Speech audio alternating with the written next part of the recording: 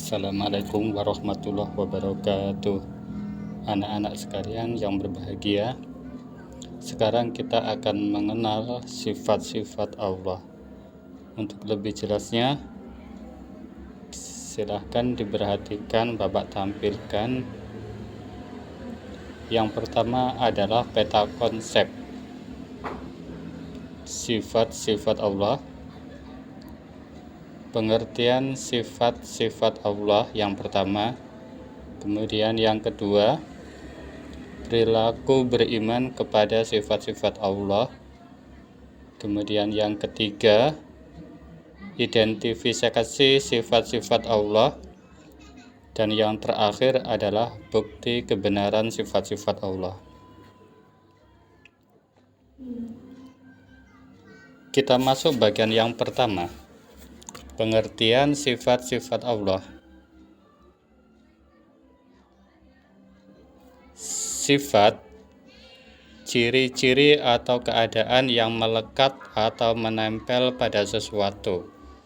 Satu contoh, gula itu bersifat manis, dan manis itu sudah melekat kepada gula. Dimanapun berada, gula itu sudah tentu rasanya manis. Manis itulah sebagai sifat dari gula. Itulah satu contoh sifat. Kemudian saya ambilkan contoh yang kedua, garam. Garam itu bersifat asin. Sampai kapanpun garam itu akan selalu asin, dan seterusnya. Kemudian lihat yang kedua, zat sesuatu yang diberikan sifat. Yang ketiga, Allah zat yang mempunyai sifat-sifat.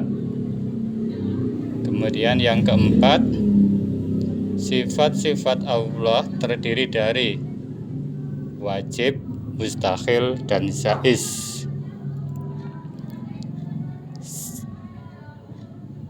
Perhatikan yang Bapak tampilkan.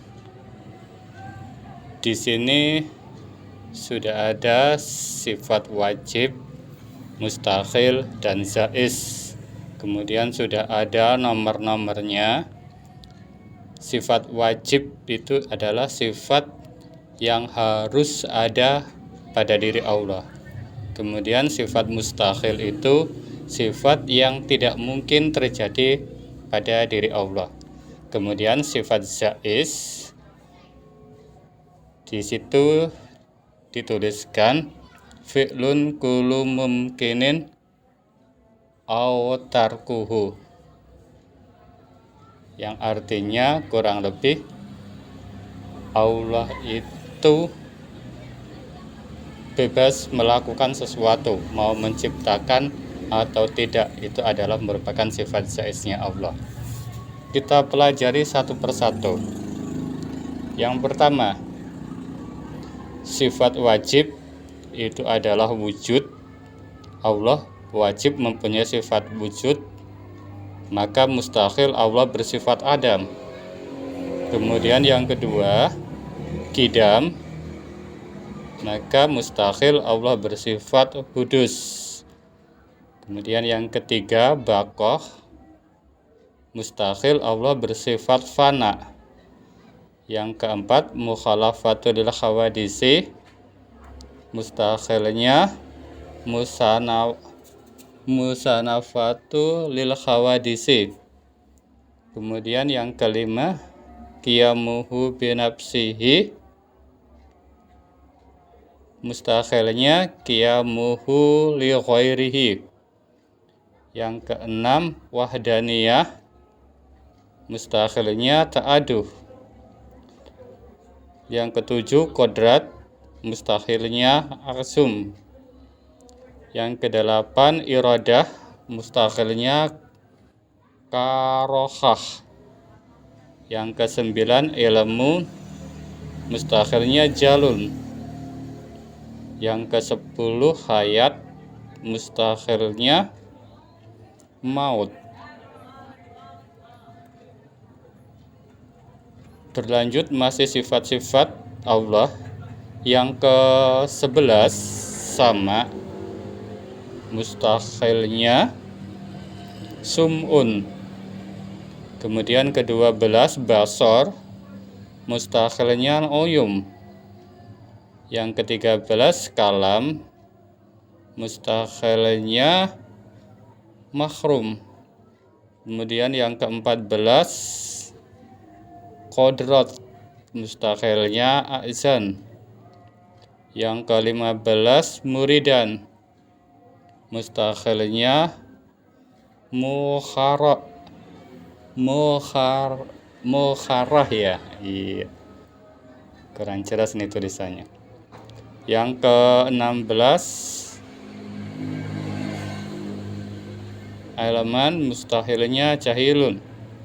Yang ke-17 khayyan, mustahilnya mayyitun. 18 sami'an, mustahilnya azamma. Kemudian yang ke-19 basiron, mustakhilnya a'ma. Yang ke-20 mutakaliman, mustakhilnya akrama. Itulah sifat-sifat Allah, ada wajib, mustakhil, dan jaiz. Setelah kita mengenal nama sifat-sifat Allah, maka wajib bagi kita untuk mengetahui arti dari sifat-sifat itu tadi. Yang pertama adalah, lihat yang saya tampilkan. Yang pertama ada, kemudian arti sifat mustakhilnya tidak ada. Kemudian yang kedua dahulu, mustakhilnya baru. Yang ketiga kekal, mustakhilnya rusak. Yang keempat berbeda dengan makhluk, mustakhilnya menyerupai makhluk. Kemudian yang kelima berdiri sendiri, mustakhilnya membutuhkan kepada selain Allah. Yang keenam esa, mustakhilnya berbilang-bilang. Yang ketujuh kuasa, mustakhilnya lemah. Yang kedelapan berkehendak, mustakhilnya terpaksa. Yang kesembilan mengetahui, mustakhilnya bodoh. Yang ke-10 hidup, mustakhilnya mati. Kita lanjutkan. Yang ke-11 mendengar, mustakhilnya tuli. Melihat, mustakhilnya buta. Berfirman, mustakhilnya bisu. 14 maha kuasa, maha lemah. Yang ke-15 maha berkehendak, mustakhilnya maha terpaksa. Yang ke-16 maha mengetahui, mustakhilnya bodoh. Yang ke-17 maha hidup, mustakhilnya mati. Kemudian yang ke-18 maha mendengar, mustakhilnya tuli. 19 maha melihat, mustakhilnya buta. 20 maha berfirman, mustahilnya bisu.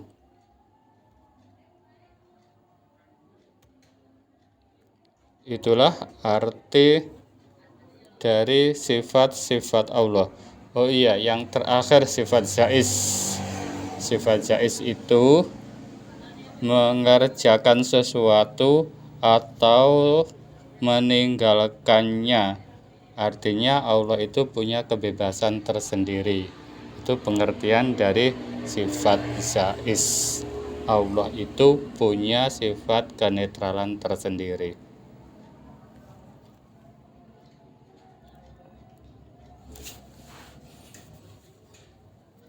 Berlanjut ke berikutnya, yaitu dalil-dalil tentang sifat-sifat Allah.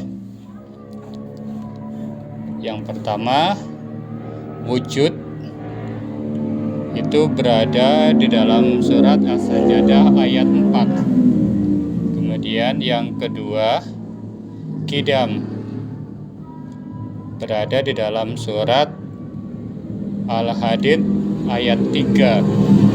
Kemudian baqa berada dalam surat Rahman ayat 26 dan 27. Mukhalafatu lil khawadisi berada dalam surat Asy-Syura ayat 14. Qiyamuhu binafsihi berada di dalam surat Al-Imran ayat 2. Kemudian wahdaniyah berada di dalam surat Al-Ihsan ayat 1. Kemudian yang ketujuh, qudrat berada di dalam Al-Baqarah 20. Iradah berada di dalam Yasin, surat Yasin maksud saya berada di dalam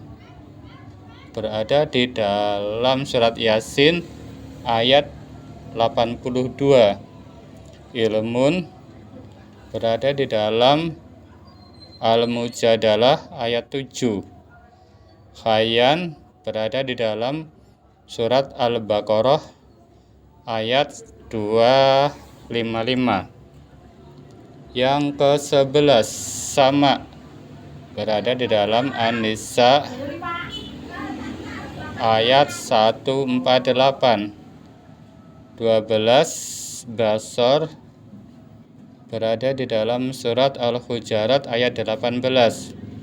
13, kalam berada di dalam An-Nisa ayat 164. Kemudian yang ke-14, qadiran berada di dalam surat Al-Imran ayat 26. Yang ke-15, muridan berada di dalam surat An-Nisa.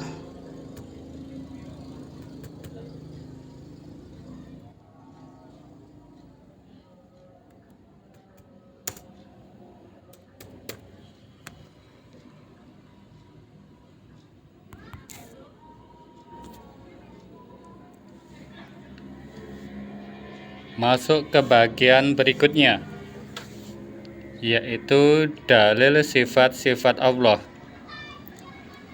Yang pertama, wujud itu berada di dalam surat As-Sajdah ayat yang keempat.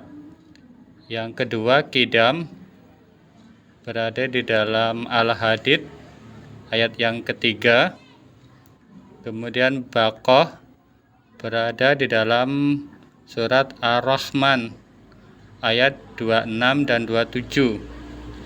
Kemudian yang keempat, mukhalafatu lil khawadisi berada di dalam surat Asy-Syura ayat 11. Yang kelima, qiyamuhu binafsihi berada di dalam surat Al-Imran ayat kedua. Kemudian yang keenam, wahdaniyah berada di dalam surat Al-Ihsan ayat 1. Kemudian yang ketujuh, qudrat berada di dalam Al-Baqarah 20. Iradah berada di dalam Yasin 82. Kemudian yang ke-9, ilmun berada di dalam Al-Mujadalah ayat yang ke-7. 10, khayyan berada di dalam Al-Baqarah ayat 255. Kemudian yang ke-11, sama berada di dalam surat An-Nisa ayat 148. Yang ke-12, basar berada di dalam Al-Hujurat ayat 18.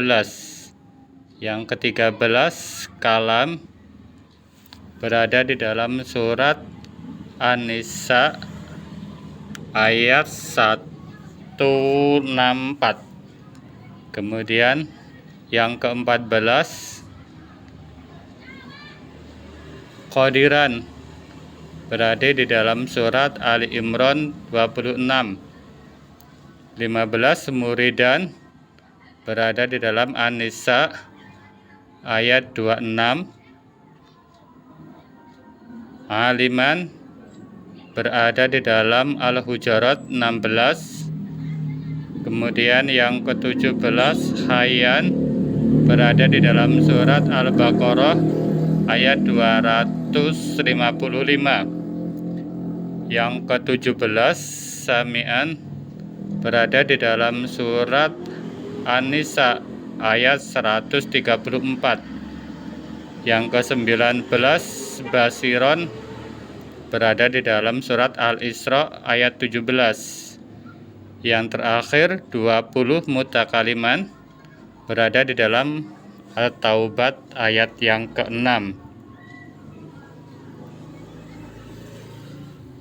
Itulah dalil-dalil yang berhubungan dengan sifat wajib bagi Allah. Kemudian kita masukin bagian berikutnya, perilaku beriman kepada sifat-sifat Allah. Orang-orang yang beriman kepada sifat-sifat Allah, maka dia akan selalu yang pertama menyembah dan meminta sesuatu hanya kepada Allah. Yang kedua, menjadi orang yang rendah hati, jauh dari sifat angkuh, tidak merasa lebih hebat dari orang lain. Yang terakhir, taat beribadah dan selalu mensyukuri nikmat-nikmat Allah. Kemudian kita masukin bagian yang berikutnya, identifikasi sifat-sifat Allah. Kita tahu bersama bahwa sifat-sifat Allah itu sebanyak 20, dan 20 itu dibagi menjadi 4 bagian. Yang pertama adalah sifat nafsiyah, yang kedua sifat salbiyah, yang ketiga sifat ma'ani, dan yang terakhir sifat maknawiyah. Sifat nafsiyah, apa saja sih yang masuk kepada sifat nafsiyah? Dari 20 sifat itu hanya ada satu, yaitu wujud. Kemudian yang kedua salbiyah, yang termasuk ke dalam golongan sifat-sifat salbiyah ini adalah qidam, baqo,